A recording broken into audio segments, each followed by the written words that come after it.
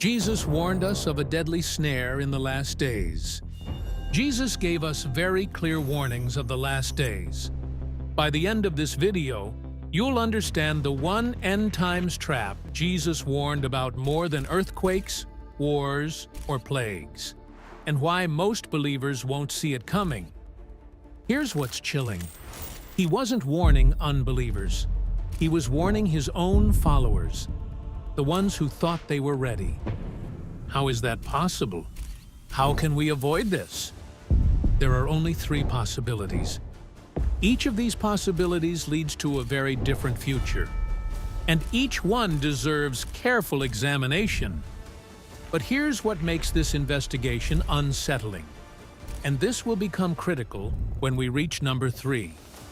But before we get there, let's start with the most controversial statement.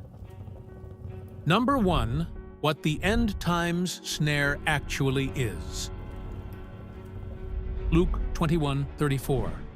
But take heed to yourselves, lest your hearts be weighed down with carousing, drunkenness, and cares of this life, and that day come on you unexpectedly. For it will come as a snare on all those who dwell on the face of the whole earth.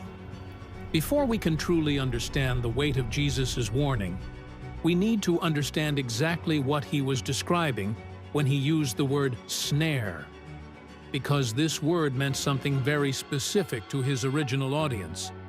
In the ancient world, a snare was one of the most common and effective hunting tools available. It was simple in design, but devastatingly clever in function. Unlike weapons that overpower prey through direct force, a snare was designed to catch its prey through deception. The trap itself was almost always hidden, buried under leaves, concealed in tall grass, positioned along paths that animals naturally travel. The goal was invisibility. The goal was for the prey to have no idea it was walking into danger. The prey didn't stumble into the snare through bad luck. The prey walked toward something that looked like a blessing. And that's precisely when the trap sprung. Most people assume the snare catches the wicked, the godless, the people who have rejected truth and embraced rebellion. But that's not what Jesus describes at all. Look again at Luke 21:34. Jesus identifies 3 specific things that weigh down the heart and make it vulnerable to the snare. The first is surfeiting. This is an Old English word that most modern readers don't immediately understand. It refers to overindulgence, but not just in food. It's excess in anything. Having more than enough and still wanting more. Filling yourself to the point of numbness. This isn't about enjoying God's blessings or being grateful for what He provides. This is about being so stuffed with comfort, so saturated with pleasure, so full of good things that you lose your spiritual edge. Your senses become dull. Your alertness fades. You're so satisfied with the life you have that you stop watching for the life that's coming. The second thing that weighs down the heart is drunkenness. This one seems obvious on the surface. It's about alcohol, right? But Jesus is pointing to something much deeper than just drinking too much wine. He's describing anything that numbs you, anything that clouds your judgment, anything that makes you feel relaxed and good, while simultaneously making you less aware of what's happening around you. In our modern context, this could be entertainment that absorbs all your attention for hours. The point isn't the specific activity. The point is impaired awareness. The point is feeling comfortable while your guard is completely down. But here's what makes this even more significant. And this is something that will become essential when we examine the signs to watch for. One of those signs involves a worldwide numbing effect on human hearts. The cares of this life. And here's the one that catches most people completely off guard. The cares of this life aren't sinful things. They're normal things. Bills that need to be paid, responsibilities that demand attention, family concerns that weigh on your mind. These aren't evil, they're just consuming. They take up so much mental and emotional space that there's nothing left for spiritual vigilance. You're not rebelling against God. You're not rejecting His truth. You're just preoccupied with life. And that preoccupation is exactly what the snare exploits. And Jesus Himself pointed to two historical examples that prove exactly how this works. But here's what makes these examples even more significant, and this will become essential when we reach the sign of false peace. They reveal exactly what the final days will look like. But as the days of Noah were, so shall also the coming of the Son of Man be. Pressures that follow you home, health worries that keep you up at night. These aren't evil, they're just consuming. They take up so much mental and emotional space that there's nothing left for spiritual vigilance. You're not rebelling against God. You're not rejecting His truth. You're just preoccupied with life. And that preoccupation is exactly what the snare exploits. And this is the exact condition Jesus warns makes people vulnerable to the snare. Not wickedness, preoccupation, not rebellion, distraction. The trap catches people who are so busy with life that they've forgotten to watch for eternity. Now we come to what might be the most important insight in this entire video. And if you miss this, you'll miss everything Jesus is trying to warn us about. This is the mechanism that makes the snare so devastatingly effective, and it's counterintuitive in every way. Jesus Himself pointed to two historical examples that prove exactly how this works. But here's what makes these examples even more significant, and this will become essential when we reach the sign of false peace. They reveal exactly what the final days will look like. But as the days of Noah were, so shall also the coming of the Son of Man be. For as in the days that were before the flood, they were eating and drinking, marrying and giving in marriage, until the day that Noah entered into the ark, and knew not until the flood came, and took them all away. So shall also the coming of the Son of Man be. Look carefully at what people were doing before the flood came: eating, drinking, marrying, giving in marriage. These aren't evil activities. These aren't examples of wickedness that deserved judgment. These are completely normal activities, life activities, everyday human activities that people have engaged in since the beginning of time. The people in Noah's day weren't. Judgment finally came. They were just living, going about their daily routines, planning for the future, celebrating weddings, building families, making business deals. Even thus shall it be in the day when the Son of Man is revealed. Again, eating, drinking, buying, selling, planting, building, commercial activity, agricultural activity, development and progress and planning for tomorrow. Sodom wasn't frozen in terror waiting for judgment to fall. Sodom was bustling with normal life, business as usual, deals being made, crops being planted, buildings going up, right up until the moment fire fell from heaven and Lot lived among them. Warning was available, but normalcy drowned it out. Here's the insight that should mark you permanently, and this becomes the thread. Judgment didn't interrupt life in either case. Life continued completely normally until it didn't. There was no warning siren that made everyone stop and look up. There was no moment where the whole city paused and said, "Something's wrong." The normalcy persisted right up until the exact second it was shattered. One moment, normal. The next moment, judgment. This is the snare. Not chaos that makes you alert. Normalcy that makes you sleep. Not danger that keeps you watching. Comfort that lulls you into spiritual unconsciousness. The trap works precisely because nothing seems wrong. Everything seems fine. Life seems good. And that's when it springs. But here's what makes this even more alarming. And this is something we'll examine next. Even people who know these truths can still be caught. So far, we've examined what the snare is, who it targets, how it operates, and why it's so devastatingly effective at catching even religious people who think they're ready. But Jesus didn't just warn us about the danger.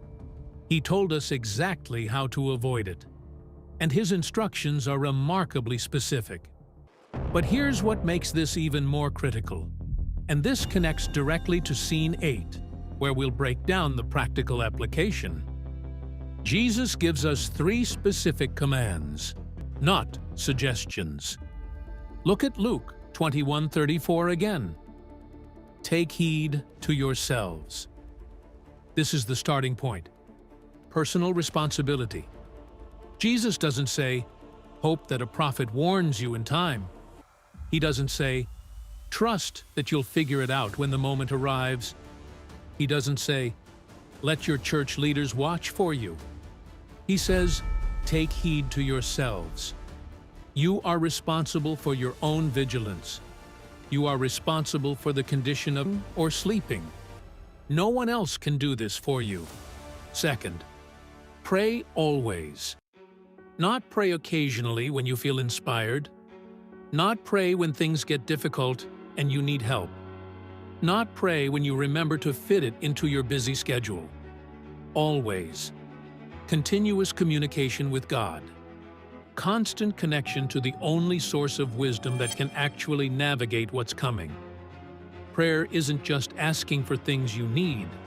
It's maintaining relationship. It's staying plugged into the one who sees the trap that you can't see. The person who prays always is the person who stays alert. The person who stops praying is the person whose heart inevitably becomes overcharged with other things. And this connects directly back to Scene 2. Prayer is the antidote to the cares of life that weigh down the heart. Third, don't let life weigh down your heart. This is the practical application of everything Jesus has warned about. Guard your heart against overload. Be intentional about what you consume, what you pursue, what you allow to occupy your mental and emotional space. This doesn't mean abandoning your responsibilities or fleeing to a mountain to wait for Jesus.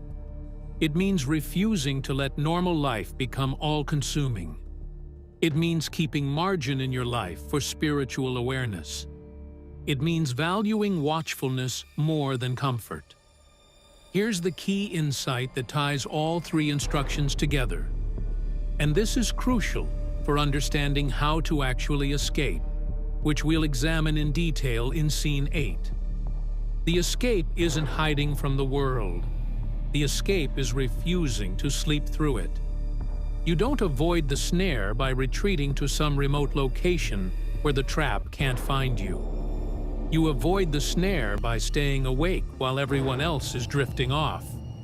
You avoid the snare by keeping your attention on what matters eternally, while everyone else is distracted by the bait.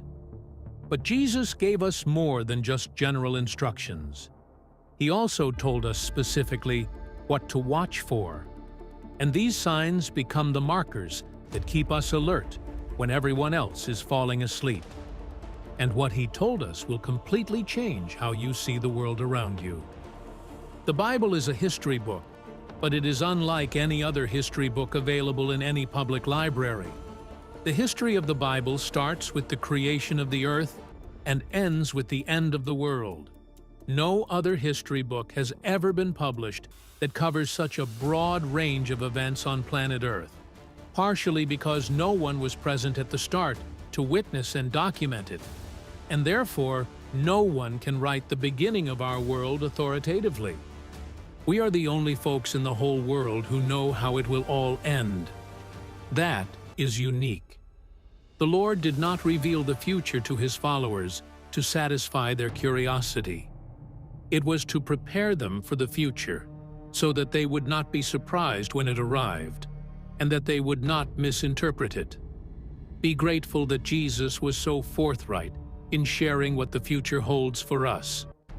People ask, are we in the end times? However, the Bible talks of the last days, and we have been in the last days for 2,000 years. The last days started at Pentecost, where the first prophecy of the last days was fulfilled. Every Christian generation should live to be ready for the Lord's return. The Bible is a book full of predictions. Its pages contain 735 predictions about the future. A prediction can be found in 1/4 of the Bible's chapters. From beginning to end, it is basically a prophetic text, though some books focus more on predictions than others. 596 of the 735 predictions have indeed occurred and have literally come true according to the scripture prediction. So, 81% of all Bible prophecies have already come true, and some of those prophecies were made centuries before the case. It doesn't take much confidence to believe that the remaining 19% will happen as well. That's a very high score. The Bible has proved 100% right for every prediction that could have been fulfilled by now. Of the rest, most of them are concerned with the actual return of Jesus and what follows after that. How many of these predictions remain to come true before Jesus returns? The answer is about 20, and we're watching to see those happen first before we look for the Lord's return. Jesus told us to watch and pray. What do we watch? We cannot stand still and watch the clouds to wait for him to appear. That is not what he meant. He meant, keep an eye on what's going on in the world and see what signs I gave you to help you prepare. Signals are the signs.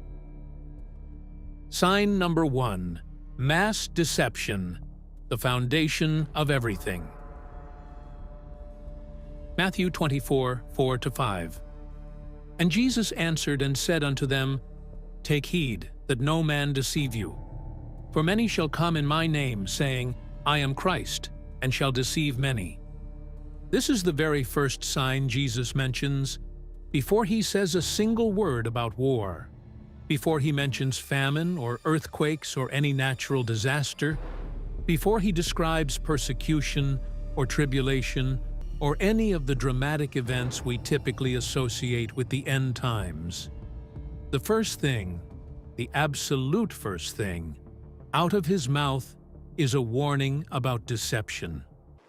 Take heed that no man deceive you. This priority isn't accidental. Jesus could have started anywhere. He could have led with the most visually dramatic sign to capture attention. He could have opened with wars or cosmic disturbances or any number of spectacular phenomena. But he didn't. He started with deception. And that ordering tells us something absolutely critical about the nature of the last days. Deception is not just one sign among many. Deception is the foundation. It's the environment in which all the other signs operate. It's the atmosphere that makes the snare possible in the first place. It's the water the fish swim in without even realizing they're wet. But here's what makes this even more alarming. Deception doesn't just exist alongside the other signs. Deception shapes how people perceive the other signs. It makes the chaos seem worse than it is, pushing people toward false solutions. It makes the false solutions seem better than they are, making people embrace things they would normally reject.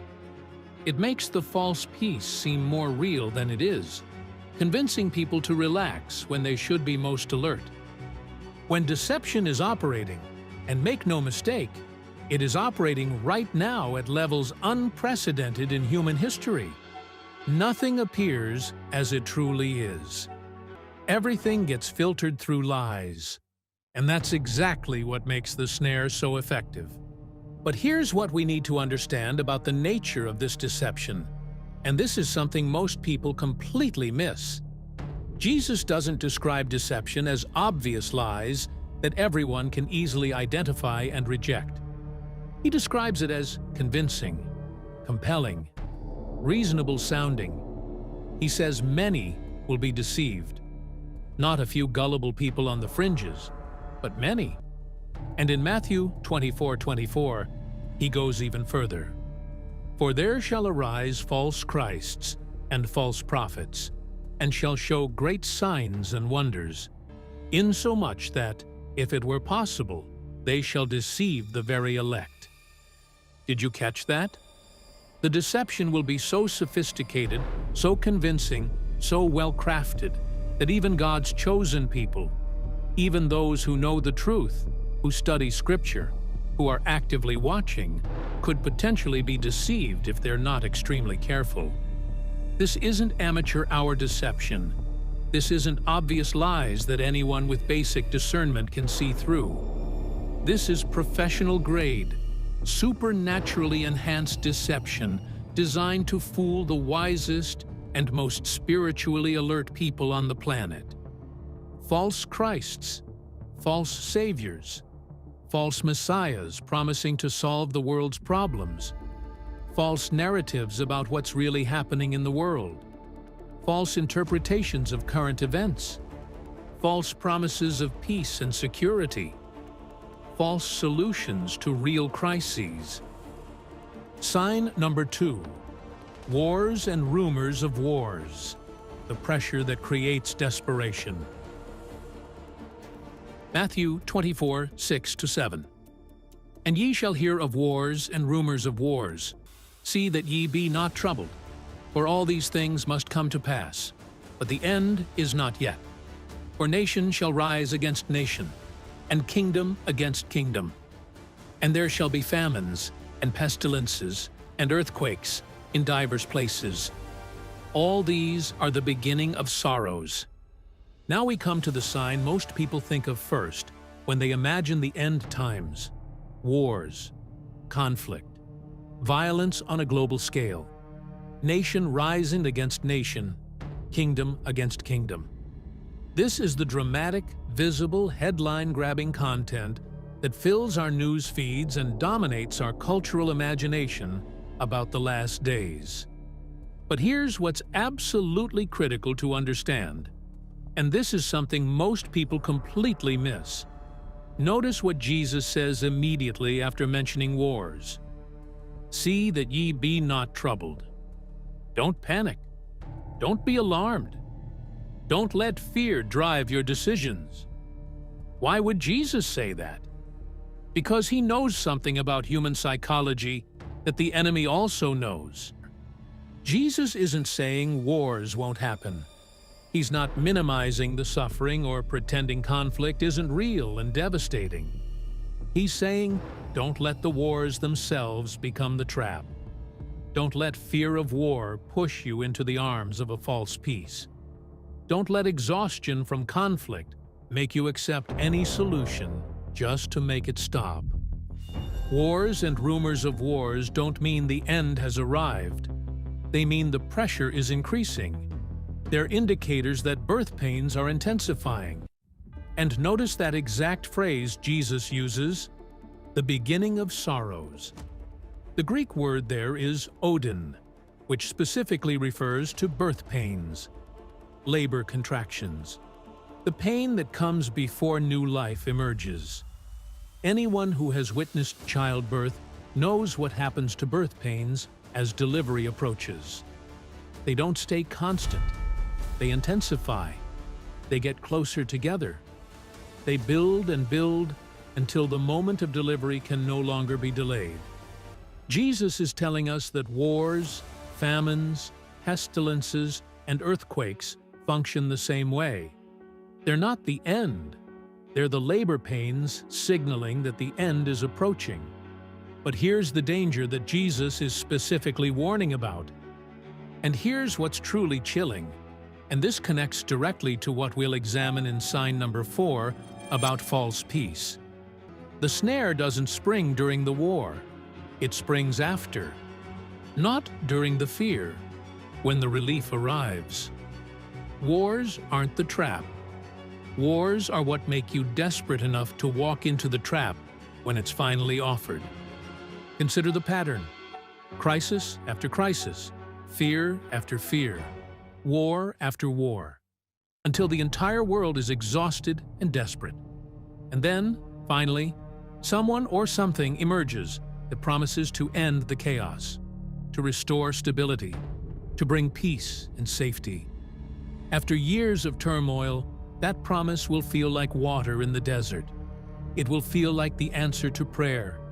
It will feel like exactly what the world needs. And that's precisely when the snare closes. Not during the wars, after them. When everyone is too relieved to ask hard questions. When everyone is too exhausted to maintain vigilance.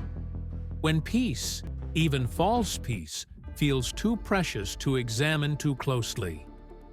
This is why Jesus says, "See that ye be not troubled."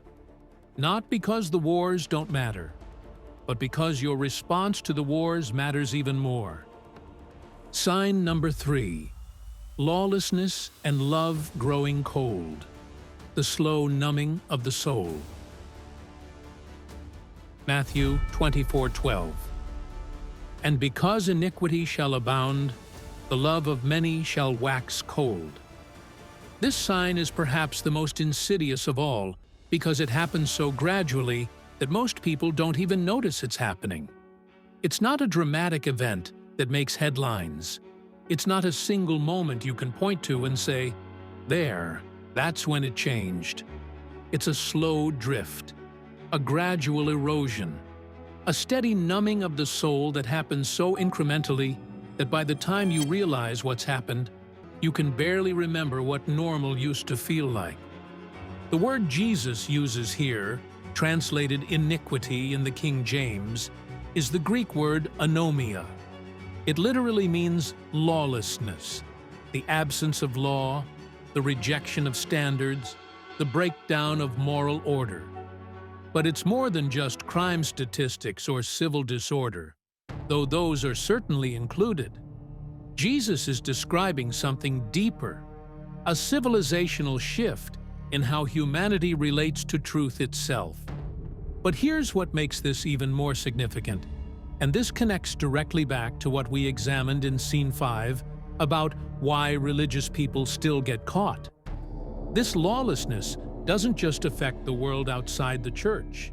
It seeps into the church. The moral chaos of the surrounding culture has a gravitational pull that affects everyone who lives in it, including, sometimes especially, those who think they're immune. Think about what lawlessness abounding actually looks like in practice. Truth becomes negotiable instead of absolute. What was considered objectively wrong a generation ago is now celebrated. What was considered objectively true is now dismissed as bigotry or ignorance. Standards that held for millennia are abandoned in a single decade. Moral boundaries that protected civilization are dismantled in the name of progress.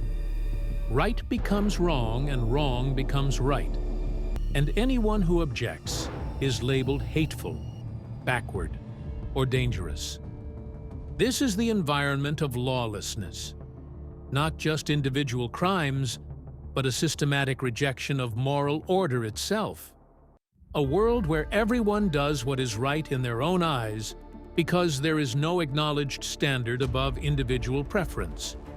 A culture that has rejected the very concept of objective truth and embraced a chaos of competing truths.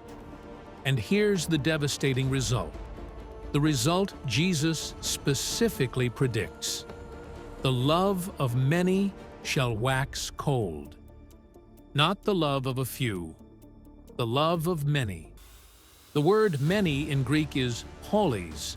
It means the majority, the greater part, most people. Jesus is saying that as lawlessness abounds, most people, including most people who would identify as believers, will experience a cooling of their love, a hardening, a numbness, The constant exposure to moral chaos has a numbing effect on the soul, a spiritual anesthesia that deadens sensitivity without the person even being aware it's happening. Jesus didn't give us these signs to frighten us into paralysis. He gave them to us so we could recognize what's happening and respond appropriately. The signs aren't meant to create fear. They're meant to enable discernment. When you know what to look for, you can see it coming. When you understand the pattern, you can resist its pull. When you recognize the bait for what it is, you don't have to take it. The snare is real. The signs are visible. The trap is being set even now. But escape is possible for those who are watching. Then Jesus gives a very simple statement about a fig tree. And this is where many Christians have gone astray. He says, "Now learn this lesson from the fig tree. As soon as its twigs get tender and its leaves come out, you know that summer is near." Jesus is telling us that when you notice all these events happen, you know that we are there. Now, that analogy of the fig tree is not an allegory. It is a straightforward analogy from everyday experiences, such as Jesus often presented in his teaching. You see the fig tree doing this. You say the summer is coming, and it will come. When the Son of Man returns, it will be like it was in Noah's day. In those days before the flood, the people were enjoying banquets and parties and weddings right up to the time Noah entered his boat. People didn't realize what was going to happen until the flood came and swept them all away. That is the way it will be when the Son of Man comes. 2 men will be working together in the field. One will be taken, the other left. 2 women will be grinding flour at the mill. One will be taken, the other left. So you too must keep watch, for you don't know what day your Lord is coming. Understand this: if a homeowner knew exactly when a burglar was coming, he would keep watch and not permit his house to be broken into. You also must be ready all the time, for the Son of Man will come when least expected. A faithful, sensible servant is one to whom the master can give the responsibility of managing his other household servants and feeding them. If the master returns and finds that the servant has done a good job, there will be a reward. I tell you the truth, the master will put that servant in charge of all he owns. But what if the servant is evil and thinks, "My master won't be back for a while," and he begins beating the other servants, partying, and getting drunk? The master will return unannounced and unexpected, and he will cut the servant to pieces and assign him a place with the hypocrites. In that place, there will be weeping and gnashing of teeth. Matthew 24:37-51. In the remainder of this sermon, Jesus goes on to 3 parables, which are the wise virgins whose lamps were still burning when the bridegroom came, the foolish bridesmaids whose lamps had gone out, and the parable of the wise and foolish virgins. They had gone away to try to get some oil, but they had missed the bridegroom's arrival and thus were unable to attend the wedding. Then he moved on to the parable of the talents, in which some people received 10 talents, others 5, and then someone received none. The master left and returned, asking, "Now, what have you done with the talents I've left with you?" "I've got another 10, the man with 10 said. "I've got another 5, the man with 5 said. "I haven't done anything about it," said the man who had 1. "I buried it, because I know you're a hard man, who reaps where he hasn't sown and wants payment from me." What a horrible thing to say. We look at what Jesus said and what the Master said to him after that. The final passage is not a parable, but rather a straight prediction involving an analogy of sheep and goats. He finished that parable with dividing nations, everybody, and telling them why he divided them, because those who are on his left hand are those who ignored Christ in Christians. Insofar as they didn't help the least of these, his brothers, they were doing it not to him. He is not dividing people into those who did philanthropy and those who didn't. The key is the meaning of the word brethren. When Christ said brethren, he always meant his own followers. Go and tell my brethren that I have risen from the dead. In the teaching of Jesus, brethren is a key word. It means those who follow me. He is simply saying, whatever you have done to Christians, or not done for them, was done to me or for me, or not for me. Their attitude toward Christ is revealed by their attitude to Christians, and that is the principle on which they are divided. Now let us consider all that we have seen in the passage. First, there is a warning that nobody has God's diary, that not even Jesus knew the date of his return. Angels didn't know it, and no man knew it. We should have a healthy ignorance of the date of his return. Nearer the time, as we watch for the signs, we will know. Mark 13:32. No one knows about that day or hour, not even the angels in heaven, nor the Son, but only the Father. Did you notice that one word appeared in all three parables? The parable of the home, the parable of the virgins, and the parable of the talents? The householder was a long time returning. The bridegroom was a long time coming. And the person who gave the talents was gone for a long time. He is looking for your faithfulness when he was away a long time. That is what he wants. He will say, "Well done, good and faithful servant. Enter into the joy of your Lord." There will be this separation in his coming between the faithful who have continued to do what he has left them to do, those who have every day remembered that he is coming back, and who have kept to the job and endured the suffering and been his good and faithful servants, and those who, because he has not come soon, have fallen into bad ways. Their lamp has gone out, and they no longer shine for Jesus, and they have buried their talents. The church has a task to complete before Jesus can come back. Matthew 24:14 reads, And this gospel of the kingdom will be preached in the whole world as a testimony to all nations, and then the end will come. All four Gospels conclude with this commission to the apostles, and through them to the church universal. Disciples are to be made from every nation. It is God's desire and intention to have within his family humans from every tribe and language and people and nation. Revelation 5:9-7-9. Revelation 5:9.